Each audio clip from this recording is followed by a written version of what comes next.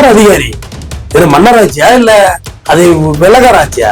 ஒரு நாட்டு அத்தாரிட்டி, ஒரு சர்வெண்ட், அரசு அலுவலர், அரசு ஊழியர், அவ்வளவுதான் உங்களுக்கான ரெஸ்பான்ஸ். ஆனா அவங்க அதிகாரி நடத்துறாங்க. ஒரு சமுதாயத்துல வந்து ஒரு ஐஏஎஸ்ஆ ஐபிஎஸ்ஆ உங்களை பேர் போலீஸ்காரங்களா வர வேண்டியவங்க இறந்துட்டாங்க. உங்களால உயிர் கொடுக்க முடியுமா? நீங்க செஞ்ச வேலை தானே. நீங்க ஒன்றும் பெரிய இது கிடையாது, கடவுளர் கிடையாது.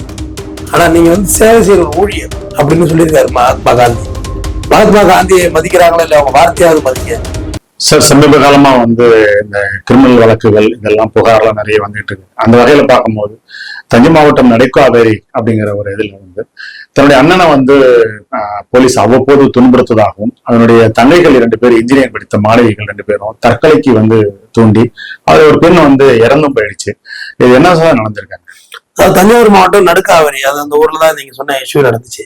அந்த இஷ்யூல பாத்தீங்கன்னா ஐயாவு அப்படிங்கிற ஒரு மகன் தினேஷ், அவங்களுக்கு 2 மகள்கள். ஒரு மகள் பேர் வந்து மேனகா, இன்னொரு பேர் வந்து கீர்த்திகா. இவங்க 2 பேரும் இன்ஜினியரிங் ஸ்டூடெண்ட்ஸ், மேனகாவும் கீர்த்திகாவும். படிச்சுட்டு அதுல வந்து மேனகா பாத்தீங்கன்னா இந்த டிஎன்பிசி குரூப் 1க்கு தயாராகிட்டு இருக்காங்க, ப்ரிப்பரேஷன். இதுல ஐயாவும் என்ன பண்ணிருக்காரு, இந்த பிளாக்ல மது வாங்கி விற்கிற வேலையை செஞ்சிருக்காரு. அது ஒத்துக்கதான் வேணும். அந்த பாட்டில வாங்கி வந்து நைட்ல ஸ்டோர் பண்ணி விற்பாங்க தெரியல கிராமங்கள்ல. ஏன்னா கிராமங்கள்ல வந்து பெட்ரோல் பங்க் இல்லாத காலங்கள்ல பாட்டில போட்டு பெட்ரோல் வைப்பாங்க 1 லிட்டர் 2 இப்ப இல்ல. அது இதெல்லாம் இருந்துச்சு. ஆனா பிளாக் தான், தப்பு தான் அது. அதே மாதிரி வித்துட்டு இருக்காரு. ஆனா இவர் வந்து அதுல ஒண்ணு செல்லரா மட்டும் தான் இருந்திருக்காரு. ஒரு இன்வெஸ்ட்மெண்ட் பண்ணி விற்கிறவங்களா இவர்கிட்ட காசு கிடையாது. அதான் அந்த ஊர்ல உள்ள சில பணக்கார விஷமிகள் பணத்தை கொடுத்து இவரை ஒரு வேலையாளா விற்க வச்சிருக்காங்க. இது தினேஷுக்கு பிடிக்கல. ஏன்னா எல்லாருமே 30 வயசு 29 வயசு, இந்த தினேஷுக்கு 32 வயசு, இந்த ரேஞ்சில் உள்ளவங்கள எஜுகேஷன் வைஸ் எம்பவர்மெண்ட் ஆகணும். ஜாதியிலையும் இவங்க ஷெட்யூல் காஸ்ட். சோ அதனால அந்த ஒரு வருத்தம் இருந்திருக்கு. அப்ப அப்பாவையும் பல முறை கண்டிச்சிருக்காங்க. அப்பா ஏன்ப்பா இதெல்லாம் நாங்களாம் வேலைக்கு போய் சம்பாதிக்கிறோம்னு.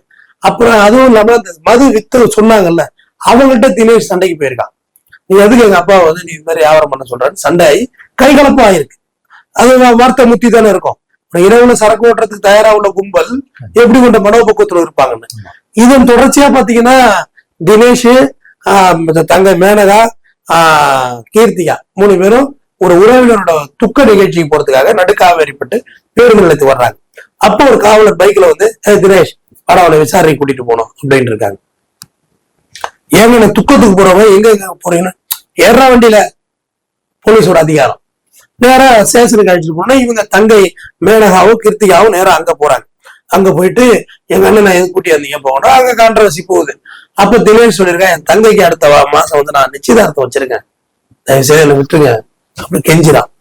கெஞ்சிரோட அந்த கம்ப்ளைண்ட் கொடுத்தாங்க பாருங்க, புகார்தார். அவன்கிட்ட ஒரு மனிதனாக இருந்திருக்கு. சரி கம்ப்ளைண்ட வாபஸ் வாங்கிக்கிறோம், நீ போப்பா அப்படின்னு இருக்காங்க பாருங்க.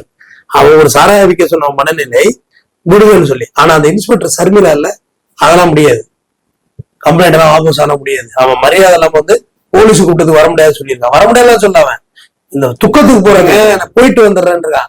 அவனை விட முடியாது பாருங்க. பெண் ஆய்வாளர் சர்மிலா அதெல்லாம் விட முடியாதுன்னு சொல்லி ஒரு நடு ரோட்ல கத்தியை காட்டி பணம் காட்டி மிரட்டுறான்னு சொல்லி பொய் வழக்க போட்டு அந்த இளைஞனை சிறைக்கு அனுப்புறாங்க. அப்ப அந்த கீர்த்திகாவும் தங்கை மேனகாவும் எங்க அண்ணனை விடுதலை பண்ணுங்க, என்ன நீங்க இது மாதிரி பொய் வழக்கு போடுறீங்கன்னு சொல்லி ஒரு விஷயம் இருந்துடுறாங்க. மனமுடிஞ்சு ஜாதியை சொல்லி திட்டிருக்காங்க அந்த சர்மிலா. யார் இன்ஸ்பெக்டர், உனக்கு அந்த சாதி தானே, நீ எல்லாம் அப்படிதான் ஒரு சாதி புத்தி இருக்கும் அப்படின்னு திட்டிருக்காங்க. அதுல விஷம் இருந்ததுல கிருத்திகா வந்து உயிரிழந்துடுறாங்க. மேனகா உயிருக்கு ஆபத்தா மருத்துவமனையில சேர்க்கப்பட்டிருக்காங்க. இப்ப சர்மிளா அவர்கள் இடமாற்றம் செய்திருக்காங்க. அதாவது இடமாற்றம் மற்றும் காத்திருப்போர் பட்டியலுக்கு வச்சிருக்கிறாங்க. எஸ்பி ராஜாராம் நேற்று அதிரடியாக உத்தரவிட்டிருக்காரு. இன்ஸ்பெக்டர் வந்து காத்திருப்போர் பட்டியலுக்கு வச்சு உத்தரவிட்டிருக்காரு. வழக்கு விசாரணை போயிட்டு இருக்கு. மேபி சஸ்பெண்ட் ஆயிடுவாங்க. மேலும் தற்கொலைக்கு தூண்டிய வழக்கு அவங்க மேல பதிவு பண்ணப்பட்டிருக்கு இன்ஸ்பெக்டர் மேல. மேபி இன்னைக்கெல்லாம் சஸ்பெண்ட் பண்ணிருப்பாங்க. இன்னைக்கு ஸ்டில் டேட் சஸ்பெண்ட் பண்ணிருப்பாங்க. சரி, தண்டனை கிடைச்சா அந்த சர்மிளா இன்ஸ்பெக்டருக்கு வந்து குறைஞ்சபட்ச தண்டனை அதிகபட்ச தண்டனை கிடைக்குமா? இல்ல, தற்கொலை தூண்டுறது வந்து இன்னைக்கு வந்து எபோவ் 7 years இம்ப்ரீஸ்மெண்ட், அதாவது 10 years about imprisonment. District court trial district court, not munsif court, இது ஜேஎம் கோர்ட் கிடையாது. தண்டனை கிடைச்சா 7 வருஷம் 10 வருஷம் டைப் பண்ணி வாங்கலாம். இல்ல இப்ப ரீசெண்டா கூட காவல்துறைக்கு ஒரு லாக்அப் டெத்ல 10 வருஷம் பனிஷ்மெண்ட் ஆயிருக்காங்க. வேற ட்ரையல் நடத்தணும் இவங்க மேல வந்து நடத்தணும். இது மத்த போலீஸ்க்கெல்லாம் ஒரு உதாரணமா இருக்கணும். அதாவது இவங்க எல்லாம் என்ன சொல்றாங்கன்னா அதிகாரி வெட்டி வருது எடுங்க அப்படிங்கிறாங்க. யார் அதிகாரி? இது மன்னராட்சியா இல்ல அது விலகராட்சியா? ஒரு நாட்டு அத்தாரிட்டி, ஒரு சர்வெண்ட், அரசு அலுவலர், அரசு ஊழியர், அவ்வளவுதான் உங்களுக்கான ரெஸ்பான்ஸ். ஆனா அவங்க அதிகாரின்னு நடத்துறாங்க. நான் என்ன சொல்றேன், எவ்வளவோ நல்ல போலீஸ்காரன் உங்களுக்கு தெரியும். நான் எவ்வளவு போலீஸ் சர்க்கிள்ல ஜேர்னி பண்ணிட்டு இருக்கேன். அதுல இந்த மாதிரி ஒரு சில பேரு இயலாதவங்களை, சொசைட்டில வீக்கர் செக்ஸா உள்ளவங்களை, அவங்க இயலாதவங்க, அவங்களை டார்ச்சர் பண்றது. போலீஸ் நீங்க பாக்குற போலீஸ் எல்லாம் இல்ல. நீங்க ஒரு தனிப்பட்ட போலீஸ் உங்களுக்கு பகையாயிட்டுனா நீங்க இருக்கவே முடியாது. உங்களை அந்த அளவுக்கான நெருக்கடிகளை கொடுத்துருவாங்க. நிறைய பார்த்திருக்கோம் போலீஸ் நெருக்கடிகளை. நல்ல போலீஸ் இருக்காங்க, ஆனா நெருக்கடி கொடுக்குற போலீஸ் இவ்வளவு நெருக்கடி கொடுக்குற போலீஸ்.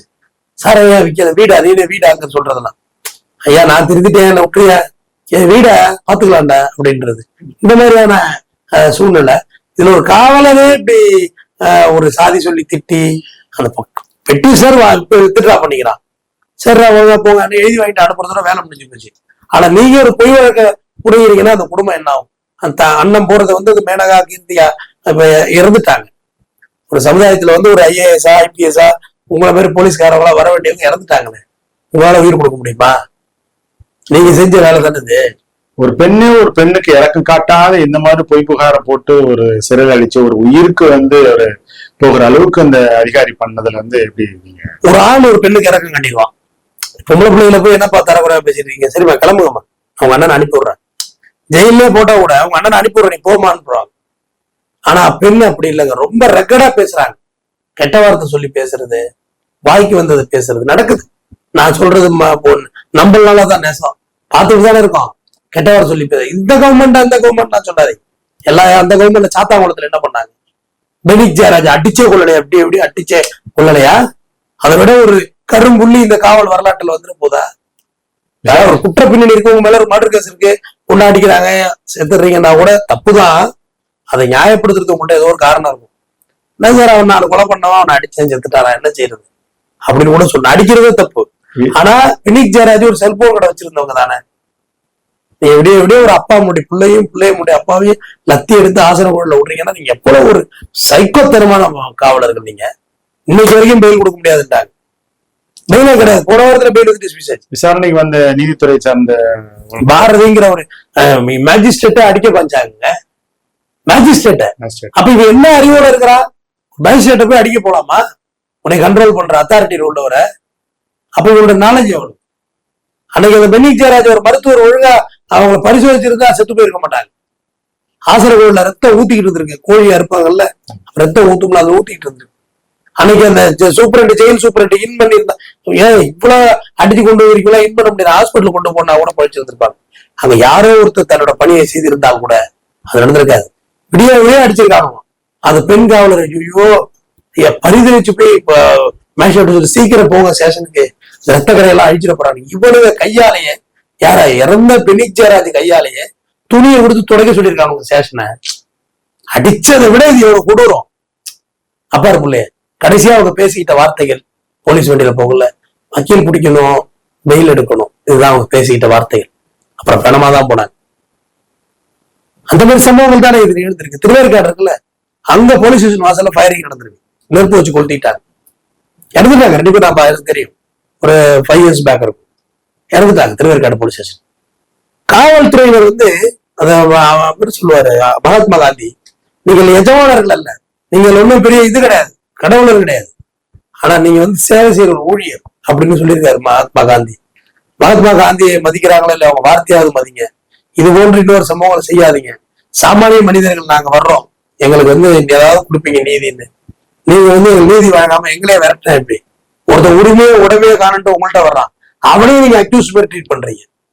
எத்தனை மாதங்கள் நீங்க வந்து ஒரு பெட்டிஷனருக்கு வந்து நீங்க சம்பளம் அனுப்புறீங்க, அக்யூஸுக்கு சம்பளம் அனுப்புறீங்களா? வர்றானா எவனாது? போன் பண்ணி கூப்பிட்டா அங்க வர்றேன், நாளைக்கு வர்றேன்றா நீங்க அதை கேட்டு இருக்கீங்க.